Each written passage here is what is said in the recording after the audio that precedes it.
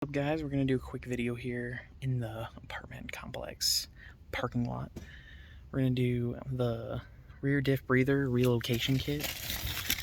I got mine from All Dogs Off-Road, but all it is, always go for the longer bit of tube. This is just enough to run it. We're going to try to find somewhere over here so we can relocate the breather from top of the diff to inside the body. This is super crucial because the stock one, as I'll show you in a minute, is literally on top of the breather and gets covered in mud.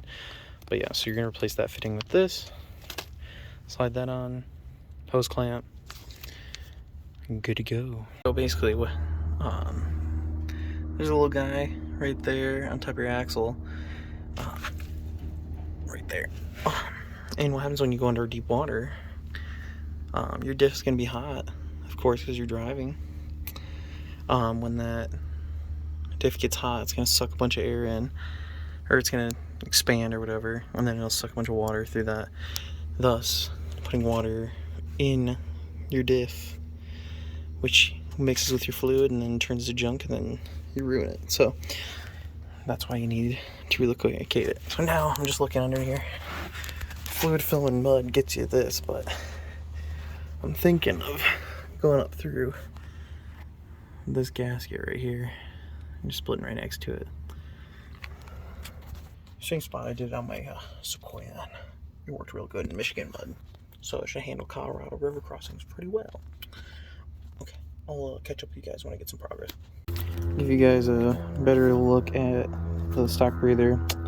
14mm thread, normal thread, but yeah, all it does, little one-way valve. Keep these around, these are handy. Never know when you can use one, especially one that's not corroded. So this one's still good.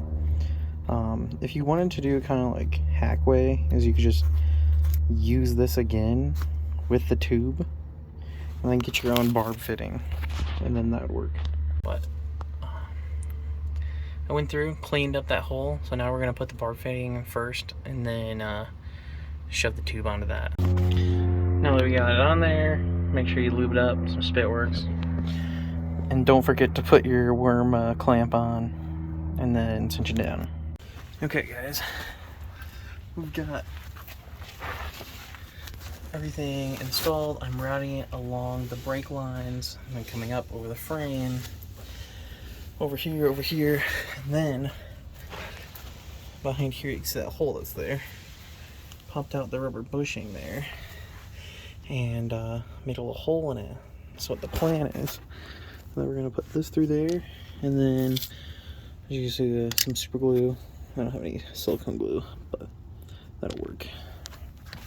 I can see it in there. Now I'm just gonna do some cable management and just make sure there's enough, just in case it droops super low. We'll have enough extra line there, but that should work pretty good. Okay, and that was the diff breather install. It's dirty if you've been through the mud a bunch, but not too hard, and it's super useful and will save your diffs. But make sure you're still changing your diff fluid every time you go like deep water crossings, because it's not worth it to do your fluid change and realize that you've been running 20,000 miles on shot fluid. So if you enjoyed the video, like, comment, subscribe, appreciate it. Thanks for watching. See you guys.